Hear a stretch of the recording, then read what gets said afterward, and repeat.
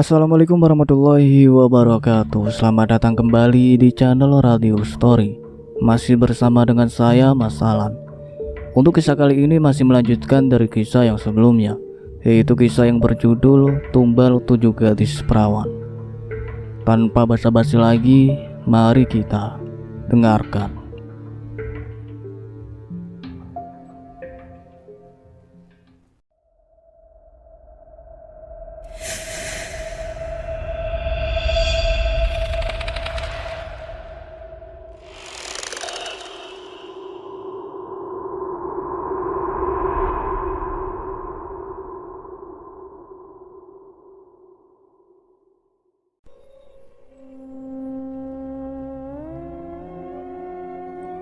Pak Kades dan Bu Ratni sibuk menyambut para tamu undangan yang datang dari desa sebelah. Karena undangan begitu ramai, maklum saja, uang pemberian dari Ardian tidak sedikit, dan Pak Kepala Desa benar-benar memanfaatkan situasi ini. Acara berlangsung dari jam 8 pagi hingga jam 5 sore. Para tamu bergantian datang dan para warga juga bergantian melayani para tamu. Acara masih berlanjut, dan para tamu undangan pun merasa puas sambil menonton pertunjukan bendangdut di atas pentas. "Selamat ya untuk kalian, pasangan yang cocok sekali, semoga langgeng," ucap salah satu tamu saat memberikan ucapan. "Terima kasih," jawab Dinda dan Ardian hanya tersenyum saja. Begitu juga para tamu yang lain, mereka satu persatu memberikan ucapan selamat dan itu sudah sejak tadi. Para warga masih sibuk. Ada yang menambah hidangan di meja panjang tempat prasmanan. "Kok tamunya gak habis-habis ya?" ucap salah satu warga yang menghidangkan makanan tersebut. "Iya ya, berapa banyak sih undangan Pak Kades dan Bu Ratni?" tanya warga yang lain. Mereka juga merasa heran, padahal warga desanya saja tidak seperti itu.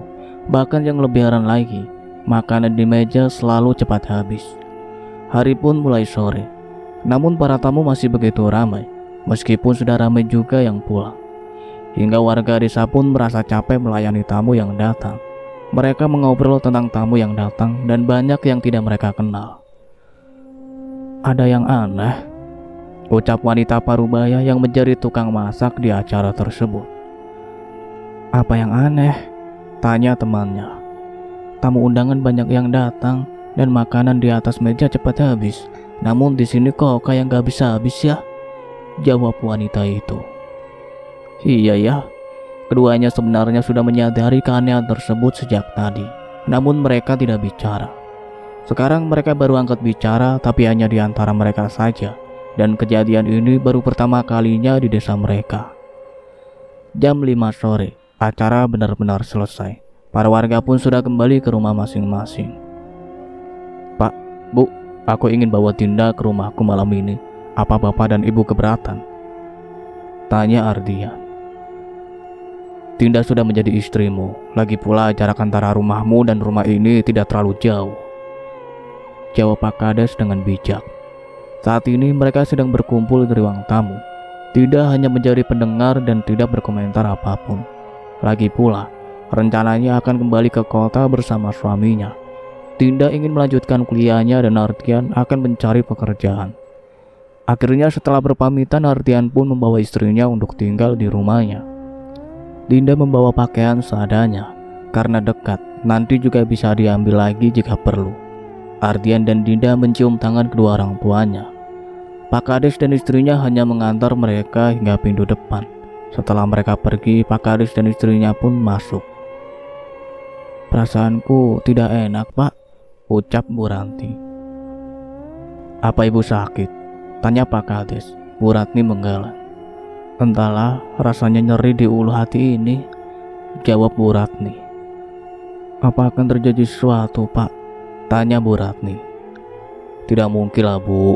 Ardian orang baik, tidak mungkin dia menyakiti anak kita.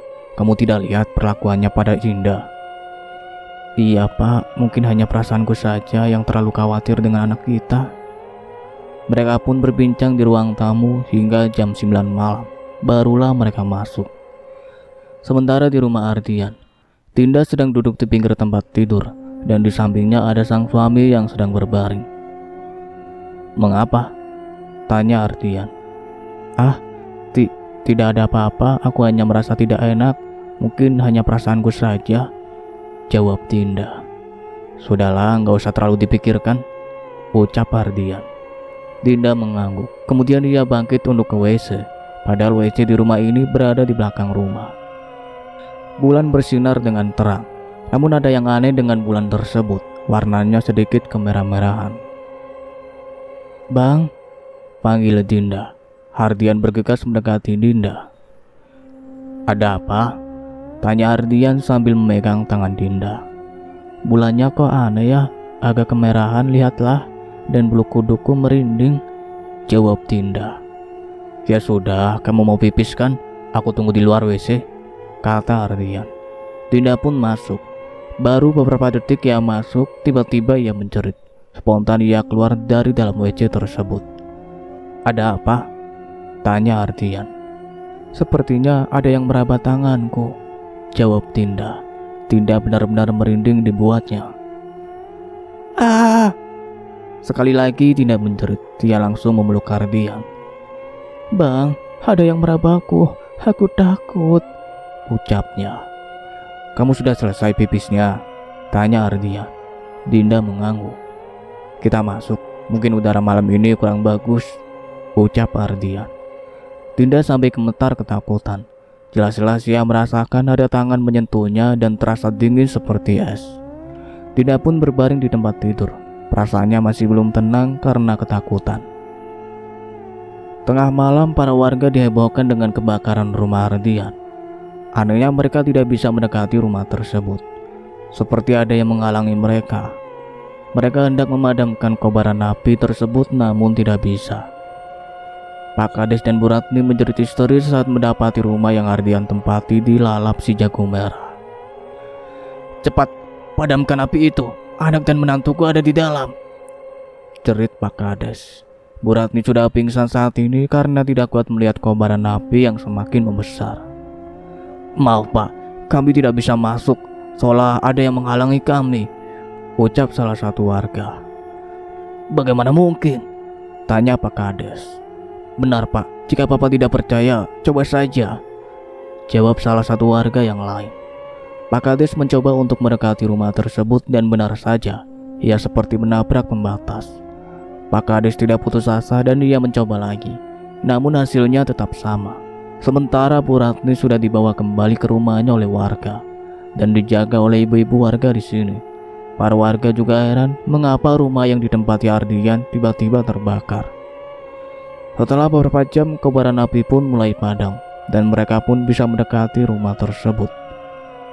Sekali lagi mereka dibuat heran. Padahal tadi jelas-jelas tidak bisa mendekat, namun saat api sudah padam, mereka pun bisa mendekat. Aneh banget ya, tanya salah satu warga. Iya ya, aku juga heran, jawab yang satunya. Karena suasana malam hari dan hanya diterangi cahaya bulan purnama, jadi mereka tidak bisa melihat dengan jelas. Meskipun mereka membawa obor sebagai penerangan, karena listrik juga padam saat ini. Kebetulan atau apa mereka juga tidak tahu. Hingga pagi menjelang, para warga baru bisa melihat dengan jelas keadaan rumah tersebut. Ternyata semuanya hangus terbakar, apalagi hanya rumah kayu. Beberapa warga pun menyingkirkan seng yang tidak terbakar oleh api. Bu Ratni yang sudah siuman pun kembali ke tempat kejadian. Sekali lagi ia pingsan saat melihat rumah tersebut tidak ada yang tersisa. Pak Kades pun meminta warga untuk menggotong tubuh istrinya karena dia sendiri tidak bisa. Bagaimana Pak? Anak dan menantu Bapak pasti sudah. Pria yang bernama Didin tidak dapat meneruskan ucapannya. Mungkin sudah takdirnya harus seperti ini. Aku cuma bisa ikhlas meskipun itu sulit, ucap Pak Kades. Para warga pun berkumpul di rumah Pak Kades. Mereka semua berduka atas musibah yang menimpa keluarga Pak Kades. Sementara di sisi lain, di mana ini? Kumam Ardian yang baru saja tersadar. Di dekatnya banyak tumpukan uang dan juga tas ransel miliknya yang juga berisi uang. Kini hidupnya semakin kaya. Ardian menoleh ke segala arah. Ternyata ia di dekat TPU. Ardian menyimpan uangnya dan segera pergi dari situ. Ternyata Ardian berada di kota saat ini. Ardian melambaikan tangannya berharap ada kendaraan yang mau memberikan tumpangan. Ardian ingin membeli mobil dan rumah untuk tempat tinggalnya. Terlihat ada sebuah mobil yang datang ke arahnya. "Pak, bisa antar ke dealer mobil?" tanya Ardian. "Bisa mas, bisa," jawab pria itu dengan senang hati. Kebetulan ia belum mendapatkan tumpangan. Ardian pun masuk dan mobil pun mulai bergerak menuju dealer mobil. Nanti ia juga akan membeli ponsel. Ardian bisa mengemudi karena ia juga pernah bekerja mengantar barang menggunakan truk. "Terima kasih pak, berapa pak?" tanya Ardian saat tiba di tempat yang dituju. 50.000 mas, jawab supir taksi tersebut. Ardian membayar 1 lembar uang merah dan meminta sopir itu untuk mengambil kembaliannya. Supir taksi tentu saja senang. Kemudian supir taksi itu pun pergi setelah Ardian keluar dari mobil. Ardian berjalan dengan santai memasuki dealer mobil tersebut. Kemudian ia pun melihat-lihat mobil yang ada di situ. Para sales hanya memperhatikan Ardian, tidak ada niat untuk melayaninya. Karena penampilan Ardian tentunya. Jika yang datang berpakaian rapi atau formal, pasti akan dilayani dengan sangat baik. Ardian melihat-lihat hingga ia menemukan satu mobil mewah yang menurutnya sangat bagus. "Jangan sentuh," tegur seorang wanita yang bekerja sebagai sales. "Saya mau beli ini mbak," kata Ardian. "Lihat dirimu, apa kamu mampu membeli mobil mahal seperti ini? Ini harganya miliaran tahu nggak?" Dengan angkuhnya wanita itu berkata. "Tapi saya punya uang," jawab Ardian. Wanita itu mencibir. "Sok-sokan punya uang, lihat tampangnya saja sudah tahu jika kamu orang tidak mampu," kata wanita itu. "Panggil manajer kalian, aku ingin membeli mobil ini," pindah Ardian. "Buat apa? Bikin malu saja. Kamu kira di sini jual gorengan? Manajer kami tidak mungkin ingin menemui orang sepertimu. Paling tidak yang berdasi itu baru selevel," ucap wanita satunya. Ardian membuka tas ranselnya, lalu mengambil uang segepok dan melemparnya ke muka wanita sombong itu. "Kalian bisa sombong, aku lebih sombong," Ardian dengan nada marahnya. Kedua wanita itu terdiam di tempatnya. Uang yang Ardian lempar ke muka wanita itu cukup membuat wajah salah satu dari wanita itu memerah. Bagaimana tidak, uang segepok dilempar terasa terkena tamparan. Kemudian wanita satunya segera melayani Ardian. "Silakan tuan, maafkan kami lalai dalam melayani pelanggan," ucap wanita itu. Sedangkan wanita satunya masih syok dengan lemparan uang ke wajahnya. Ardian pun meminta manajernya untuk melayaninya, karena ia sudah muak dengan tingkah wanita tersebut yang hanya memandang rendah orang saja. "Ada yang bisa saya bantu tuan?" tanya sang manajer. "Saya mau mobil ini, tapi sepertinya tidak dijual," jawab Ardian. "Oh, ini dijual tuan. Maafkan jika pelayan kami kurang memuaskan Anda," kata manajer. "Kalian buatkan minum untuk pelanggan kita," perintah manajer. "Baik pak," jawab wanita itu. "Silahkan tuan," ucap manajer tersebut. Ardian pun akhirnya membeli mobil tersebut. Manajer tercengang melihat uang yang dibawa oleh Ardian. Setelah selesai melakukan pembayaran, manajer pun meminta untuk menunggu sebentar karena ia ingin mengurus surat menyuratnya terlebih dahulu. Tidak lama, hanya 2 jam kurang lebih begitu, wanita tadi mendekati Ardian karena Ardian membawa banyak uang. "Bang, silakan diminum airnya," ucap wanita itu dengan nada dibuat-buat. Ardian tidak peduli sama sekali, bahkan tidak menyentuh minuman itu sama sekali. Hingga sang manajer sudah selesai dan menyerahkan surat-surat tersebut kepada Ardian. "Tuan, pelayan di sini sangat buruk. Sebaiknya ganti pegawai lain saja," ucap Ardian sebelum meninggalkan tempat tersebut. Ardian mempunyai SIM C, jadi dia akan mengajukan untuk membuat SIM lagi nantinya. Ardian ingin membeli ponsel, setelah itu baru mencari rumah yang lebih besar agar memudahkannya untuk mencari tumbal berikutnya. Ardian sekarang sudah memiliki rumah, mobil, dan hidupnya berubah drastis karena sudah menjadi orang kaya. Dari segi penampilannya saja sudah berbeda 180 derajat dari sebelumnya. Namun perjanjian tetap ia tunaikan. Jika tidak, maka dirinya ataupun orang yang dia cintai yang akan menjadi korbannya. Dan Ardian tidak mau itu terjadi. Di sini tidak ada yang mengenalinya, karena rumah yang ia tempati cukup jauh dari rumah yang lain. Lebih tepatnya rumah tunggal. Setiap orang yang tinggal di tempat ini tidak ada yang betah, karena menurut cerita, pemilik pertama rumah ini mati terbunuh. Dan menurut sumber yang didapat, rumah ini dirampok dan seluruh penghuninya meninggal. Tiba-tiba datang orang yang mengaku saudaranya dan menjual rumah ini. Tapi sekarang orang itu juga lenyap tanpa tahu rimbanya. Rumah ini lumayan besar dan harganya cukup murah, gumam Ardian. Ardian menelisik segala arah dan tidak sengaja menemukan sebuah pintu yang menurutnya aneh. Ardian hendak membukanya, namun tidak bisa. Ardian mencoba berulang kali, tetap tidak bisa. Namun saat tangan Ardian menyentuh dinding, pintu tersebut terbuka dengan sendirinya. Ucap Ardian. Kemudian ia masuk dan menuruni anak tangga. Ternyata ruangan itu mengarah ke bawah. Ardian pun menyelusuri lorong kecil dan gelap itu. Ardian menghidupkan senter di ponselnya. Ruangan ini tidak ada listrik sama sekali. Ardian semakin masuk ke dalam. Tempat apa ini? Sepertinya cocok untuk tempat sesembahan, ucapnya. Iya, Ardian akan menjadikan tempat ini sebagai tempat sesembahan nantinya. Ia akan dengan mudah melancarkan aksinya. Jika ini tempat sesembahan, maka aku akan menjadikan tempat ini juga, gumam Ardian. Malam hari, Ardian sedang bersandar di taman belakang, sedangkan ART sedang mencuci piring sehabis makan.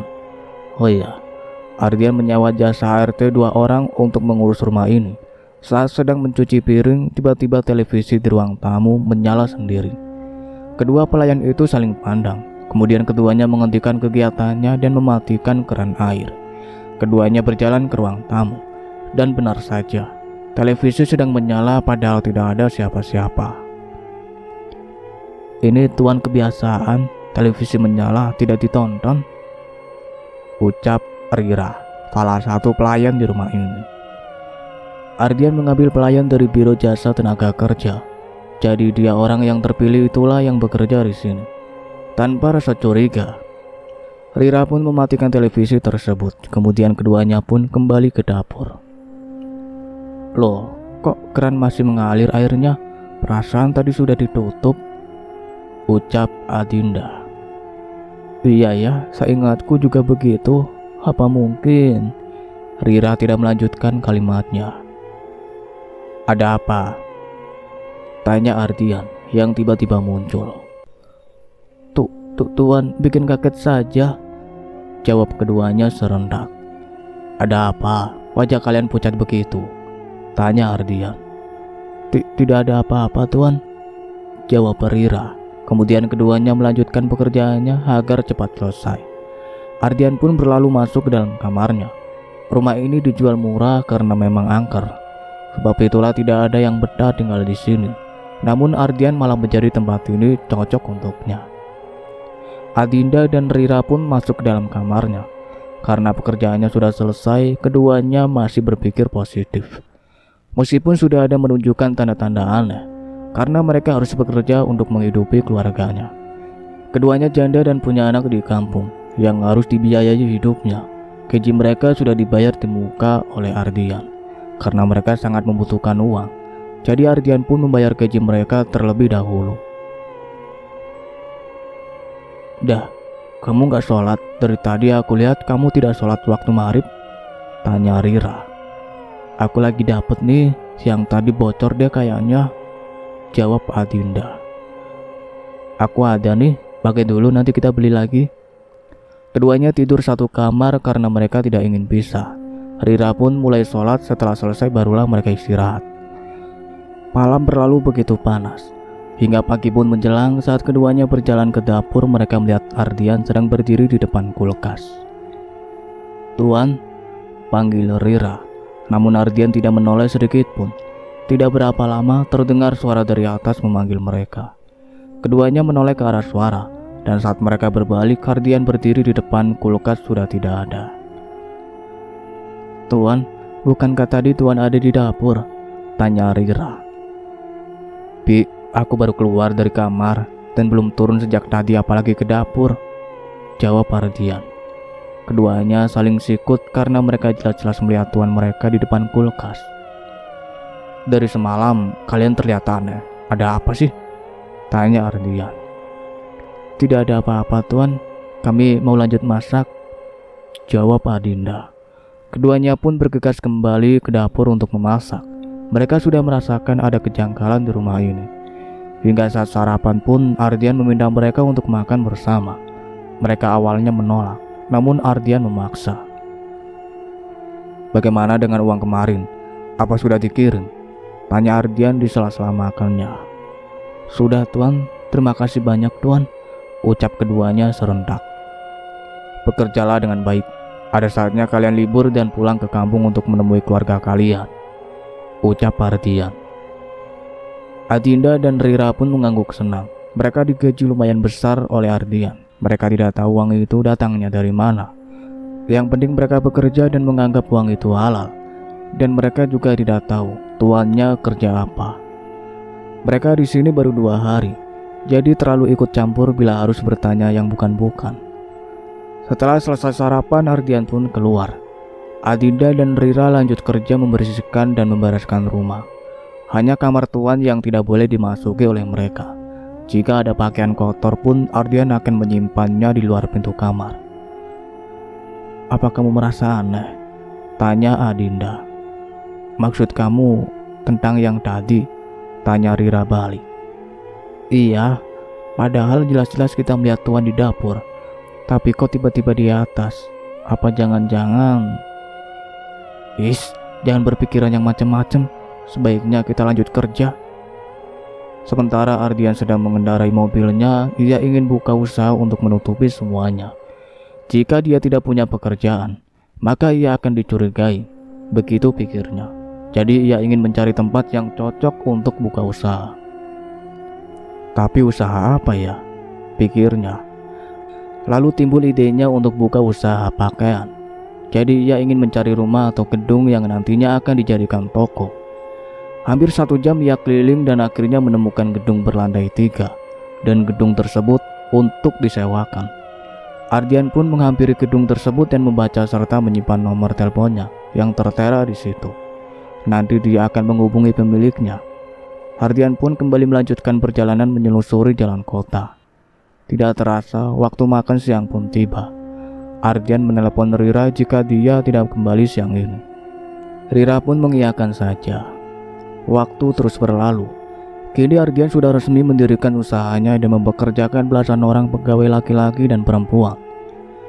Usaha yang digelutinya tidak terlepas dari bantuan Mbah Cipto itu. Setiap orang yang lewat di situ akan tertarik dan mampir. Ardian sekarang hanya tinggal menikmati hasilnya, sebab uang masuk begitu banyak ke rekeningnya. Ardian juga membuat kartu ATM dan kartu kredit sebagai pembayaran. Ardian duduk di kursi kebesarannya di dalam ruangannya. Seperti layaknya seorang bos dengan pakaian formal dan cara duduknya pun berbeda. Ardian keluar dari ruangan kerjanya dan tidak sengaja bertabrakan dengan seorang gadis yang sedang masuk ke tokonya. Maafkan saya, ucap Ardian. Gadis itu menoleh dan terpesona dengan ketampanan Ardian. Ardian berlalu begitu saja setelah meminta maaf. Namun gadis itu mengejarnya. Tunggu. Ardian menghentikan langkahnya dan menoleh. Ada apa? Saya sudah meminta maaf. Saya benar-benar tidak sengaja. Bukan begitu. Namaku Rika. Kamu? Ardian, jawabnya. Ardian seolah tidak peduli. Tanpa sadar gadis itu sudah terhipnotis oleh pesona Ardian karena ilmu pemikat dan pengasihnya. Tampan sekali, ucap Rika dengan kagum. Mereka yang terkena pengaruh ilmu itu akan melihat lawan jenisnya terlihat sempurna dari segi apapun. Ardian memang tampan untuk ukuran seorang pria. Jika dia menjadi aktor mungkin akan menjadi idola. Ardian masuk ke dalam mobilnya tanpa menoleh ke Rika yang masih memandanginya. Setelah Ardian pergi barulah Rika masuk ke dalam toko sambil tersenyum. Pegawai toko langsung menghampirinya. Selamat siang Nona, ada yang bisa saya bantu? Ucap pegawai toko dengan ramah. Saya mau lihat-lihat dulu, Mbak. Oh ya, Mbak, itu tadi cowok yang baru keluar apakah juga pembeli? Bukan, Mbak. Dia adalah bos kami, orangnya baik dan tampan. Rika tersenyum. Mbak juga tertarik padanya. Mana mungkin, Nona, saya sudah punya suami. Rika mangut-mangut mendengar perkataan pegawai toko itu. Ia berpikir akan berpeluang untuk mendekati Ardian. Sementara Ardian sedang berada di sebuah restoran yang tidak jauh dari toko miliknya, mungkin sekitar 10 menit jika berkendara. Silahkan Tuan, ucap pelayan restoran. Saya mau ini dan ini. Oh iya Mbak, di sini bisa dibungkus nggak? Tanya Ardian. Bisa Tuan, dan kami juga menyediakan jasa antar makanan jika ada yang pesan, jawab pelayan restoran. Kalau begitu, bungkus menu yang sama untuk 16 porsi, dan pesanan untuk saya akan dimakan di sini. Baik Tuan. Pelayan menunduk hormat sebelum pergi dari situ untuk menyiapkan pesanan. Tidak berapa lama pesanan Ardian pun tiba. Terima kasih, ucap Ardian. Pelayan pun mengangguk dan segera berlalu karena masih banyak pengunjung yang harus dilayani. Setelah selesai makan, Ardian pun memanggil kembali pelayan tersebut. Pelayan datang dengan membawa pesanan Ardian yang dibungkus tadi. Ardian memberikan kartunya sebagai pembayaran dan segera digesek. Pelayan pun mengucapkan terima kasih lalu memberikan kartu itu kembali. Ardian kembali ke toko miliknya. Ini untuk kalian, ucap Ardian saat memberikan kotak makanan tersebut. Pegawai toko pun sangat senang karena mereka sudah berapa kali dapat makanan gratis dari bos mereka. Mereka pun istirahat dengan menutup toko untuk sementara, karena Ardian tidak ingin istirahat mereka terganggu. Jadi selama istirahat siang, toko harus ditutup terlebih dahulu, dan akan dibuka setelah jam istirahat habis. Sore telah tiba. Ardian pulang sementara pegawai masih bekerja hingga jam 6 sore. Ardian mempercayakan kepada mereka untuk memegang kunci toko. Salah satu dari mereka memegang kunci toko tersebut, agar tidak lagi menunggu Ardian. Tiba di rumah, dua pelayan terlihat pucat karena mereka baru menyaksikan dengan mata kepala sendiri saat kursi di dapur bergerak sendiri. Ada apa? Mengapa kalian seperti ketakutan? Tanya Ardian. Ada hantu Tuhan, tadi kami melihat kursi itu gerak sendiri, jawab Rira. Sudah, tidak perlu takut. Semakin kalian takut, maka semakin sering ia mengganggu, jawab Ardian. Tapi Tuhan, sudah, nggak akan terjadi apa-apa. Paling dia cuma iseng saja, ucap Ardian memotong pembicaraan Adinda. Ardian pun berlalu setelah menasihati kedua pelayannya agar tidak takut. Kedua pelayan itu hanya mengangguk. Rir, bukankah setelah kamu baca ayat kursi itu tidak lagi bergerak? Tanya Adinda. Iya ya, aku baru kepikiran tentang itu, jawab Rira. Jam 7 malam. Ardian keluar dari kamarnya. Para pelayan sedang mandi di kamar mereka. Dengan santai Ardian duduk di kursi meja makan. Bi, tolong bikinkan kopi, pindah Ardian. Baik Tuan, jawab Adinda. Ardian belum menyadari jika itu bukan Adinda. Ardian masih asik dengan ponselnya. Tidak berapa lama kopi yang dipindah pun siap. Saat Ardian tidak sengaja menyentuh tangan orang itu, Ardian pun heran. Kok tangan bibi dingin? Tanya Ardian. Saya baru habis pegang es Tuan, jawab orang itu. Ardian pun mengangguk. Ia masih belum menyadari semuanya. Saat Ardian hendak meneguk kopi, Ardian tidak jadi karena bau kopi tersebut sangat amis. Darah. Ardian pun tidak jadi meminumnya. Ardian menoleh ke belakang, ternyata Adinda sudah tidak ada lagi. Bibi, panggil Ardian. Iya Tuan, maaf kami baru selesai mandi, jawab Adinda dan Rira bersamaan. Loh, bukannya tadi Bi Adinda pakai baju putih? Tanya Ardian. Tidak Tuan, saya memang menggunakan pakaian ini sejak habis mandi, jawab Adinda dengan bingung. Ardian melihat gelas yang tadi berisi kopi. Ternyata memang kopi beneran. Kemudian Ardian memerhatikan dua pelayannya itu dan menyentuh tangan mereka satu persatu. Tadi tangan bibi sangat dingin, sekarang malah hangat. Aku tidak sengaja bersentuhan saat bibi menyodorkan segelas kopi, kata Ardian. Tidak Tuan, saya tidak ada membuat kopi untuk Tuan, kata Adinda. Ini buktinya, kopinya pun masih mengepulkan asap, ucap Ardian. Keduanya menggeleng kuat karena memang tidak membuatkan kopi untuk Tuan mereka. Apa jangan-jangan, ucap Rira terpotong. Sudahlah, hidangkan makanan malam untukku, pindah Ardian. Saat keduanya ingin menghidangkan makanan, ternyata makanan yang baru mereka masak sudah basi. Rira dan Adinda saling pandang. Bagaimana mereka ingin menghidangkan makanan basi, padahal baru beberapa menit yang lalu mereka masak. Aneh, kenapa bisa basi ya? Tanya Rira. Adinda bergidik. Kemudian mereka melapor jika makanan yang mereka masak basi. Kok bisa? Kapan kalian masak? Jika aku tidak pulang siang hari, kalian masak untuk kalian saja. Ini kan jadi basi. Siapa yang mau memakannya? Maaf Tuan, padahal makanan ini baru saja beberapa menit dimasak dan kami tinggal mandi ternyata sudah basi, jawab Rira. Terpaksa mereka masak lagi. Capek sebenarnya, namun apa boleh buat. Makanan basi tidak bisa untuk dimakan. Keduanya pun kembali sibuk di dapur untuk menyiapkan makanan malam untuk Ardian dan juga mereka berdua.